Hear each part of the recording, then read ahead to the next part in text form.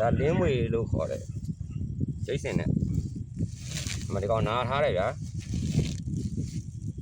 ဘာလို့နာသွားလဲဆိုတော့မွေတွေးတဲ့အိမ်ကဘကွားနဲ့ထူလိုက်တာရယ်မှိုင်းနဲ့လမ်းထိုးလိုက်တယ်တဲ့မလုပ်ပါနဲ့ကျွန်တော်ဒီကောင်အစိမ့်မရှိဘူးဗျာဒီကောင်လေးဆိုရင်ဒီမှာဒီစကေးကွက်ကိုကြည့်အဲ့စကေးကွက်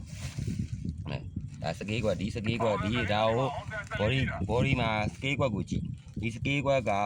over shape ဘဲဥပုံဖြစ်နေလို့ရှိရင်တော့အစိမ့်ရှိတယ်ဒီကောင်လေးမှာအစိမ့်မရှိဘူ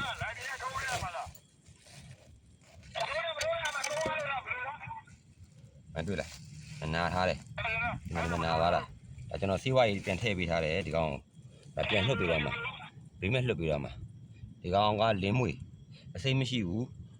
ပြောမယ်ဆိုတော့ဒါခေတ်စနစ်တဲ့အကျိုးပြုတယ်ဗျာကျွန်တော်တို့နိုင်ငံမှာလိုအပ်တဲ့မွေမျိုးစိတ်ပေါ့အဲ့ဒါဒီကောင်နဲ့ကြွက်တွေစားတယ်ဖားတွေစားတယ်အိမ်မောင်တွေစားတဲ့မျိုးစိတ်ဖြစ်တဲ့အတွက်ကြောင့်နောက်ပြီးဒီကောင်မှာခွဲလို့လွယ်တယ်ဗျာဒီမှာဂျိတ်စင်ကျွန်တော်မေးကြည့်တယ်အမဂျိတ်စင်လေးမြင်လားဆိုတော့မမြင်ဘူးတဲ့ဒီမှာဒီကောင်ဒီမှာအဝါစင်းကြားဒါအဝါစင်းကြားမှာဒါလင်းဝလို့လည်းခေါ်တာပေါ့အဝါစင်းကြားဒီကောင်ဒါလင်းမွေတကယ်တမ်းတော့အဲ့ဒီစကေးကွက်မှာကြည့်ဒီ over shape ဒီကောင်ဆိုရင် over shape မဟုတ်ဗျာဒါစနိုးမကင်းကွက်နဲ့အပြည့်ဒီကောင်မှာကျွန်တော်ဆွမ်းတော့မွားတဲ့ကောင်နှုတ်ပေးလိုက်တယ်ဗျမွားတဲ့ကောင်နှုတ်ပြီးသွားပြီအခုဒါဗာကြံသေးတယ်ဆိုရင်ကျွန်တော်ကြည့်နေတယ်ဒီကောင်မှာကျွန်တော်ဆွမ်းနဲ့ဒဏ်ရာလေးရထားတာဆိုနာလဲနာထားတာဖြစ်တဲ့အတွက်ကြောင့်ဒီကောင်ကကျွန်တော်စေးဝါးကြီးလူးပြီးတော့ပြန်နှုတ်ပေးတယ်ကျွန်တော်တို့ NSCI မှာရောနေ့net မှာရောဝင်ရောက်လေးလာလို့ရတယ်မွေချောင်းကကျွန်တော်တို့ညီကိုတွေအခုညာရေးလာမှာလာပြီးအခုညီတောင်းလို့စိုက်ပျိုးရေးဝင်းနဲ့ကျွန်တော်အိမ်ရဲ့နောက်ဖက်မှာရှိတဲ့စိုက်ပျိုးရေးဝင်းကနေပြီးတော့လာခဲ့ပေးပါဦးမွေးတွေးလို့ဆိုပြီးတော့ဒီကောင်လေးဆိုမှlevel လေးနာထားတယ်ဒါပေမဲ့ဒီ level လေးနာထားတယ်ဒါအမှန်တကယ်တော့မလုတ်တဲ့အရာလေးတွေပေါ့ဗျာအင်ရှင်တွေကတော့တွေးလို့ကြောက်လို့လုတ်တာပေါ့ဒါပေမဲ့အဲ့လိုကြီးတော့လုတ်လို့မရဘူးမလုတ်ပါနဲ့အဲ့တော့ကျွန်တော်တို့မွေးတွေးရင်ကျွန်တော်ကြောင်းကြလာကျွန်တော်တို့မှာမွေးဖန်းကိရလည်းရှိရယ်မွေးဖန်းလက်အိတ်တွေအစုံရှိရဗျာခုမွေးကိုက်ရင်တော့မှမတိုးနိုင်တဲ့ဖက်နဲ့ဗျာကျွန်တော်မိကဖက်နဲ့တွေရှိရကျွန်တော်မှရှိရအဲ့ဒါမှကျွန်တော်တို့မှာဘေးအနေကင်းကင်းနဲ့ဖမ်းပြီးလို့ရတယ်ဒီကောင်လေးဆိုခုဒါဘေးမဲ့လွတ်ပြီးတော့မှကျွန်တော်တို့မေးရ post တစ်ခုမှပေါ့ဗျာကျွန်တော်တွေ့ခဲ့တာတော့မွေတွေဖမ်းပြီးလို့ရှိရင်နဲ့တက်စားတာလားတဲ့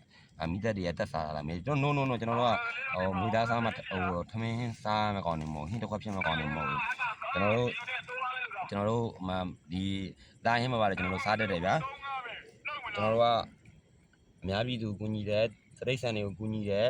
ကဲတင်နဲ့အဲ့လိုမျိုးအဖွဲ့ဗျာအဖွဲ့အစည်းဗျာတကယ်မလားမွေဖမ်းပြီးမှတက်စားမကောင်းနေလည်းမဟုတ်ဘူးအဲ့ကြောင့်မို့ကျွန်တော်တို့ကိုဘာမွေပဲတွေ့အစိမ့်ရှိပဲဖြစ်ဖြစ်အစိမ့်မဲ့ပဲဖြစ်ဖြစ်ကျွန်တော်တို့လှမ်းကြောင်းကြပါမသက်ပါနဲ့ဘာလို့လဲဆိုတော့ဒီကောင်တွေကဂေယစနစ်တဲ့အကျိုးပြုတယ်ကဲသွားတော့ဘုဒ္ဓရေကြောင်းနဲ့တော့ပြန်မလို့သွားပြီ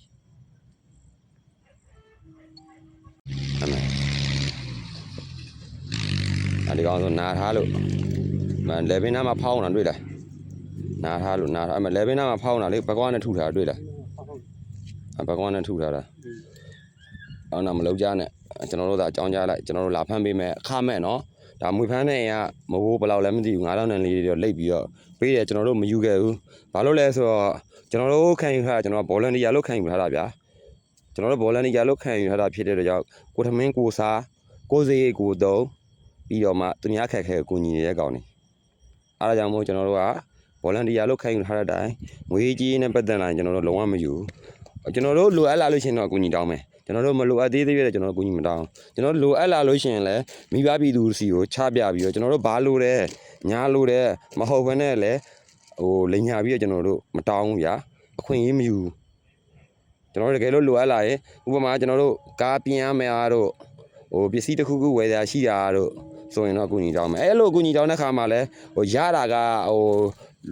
လိုတဲ့အမောင်းက10သိန်းဆိုရင်ရတဲ့ငွေအမောင်းကအလှူခံရရှိငွေကသိန်းကနဲ့လောက်ပဲ3သိန်း2သိန်းလောက်ပဲပြီးကျွန်တော်ပဲစိုက်ထုတ်ရတာအဲ့ကြောင့်မို့ကျွန်တော်လည်းဘာမှခေါင်းစဉ်မတည့်တော့ဘူးကျွန်တော်လိုရင်ကျွန်တော်ပတ်စံနဲ့ကျွန်တော်ဝယ်မယ်ကျွန်တော်မလိုဘူးဆိုရင်ဒီတိုင်းပဲညင်နေလိုက်မယ်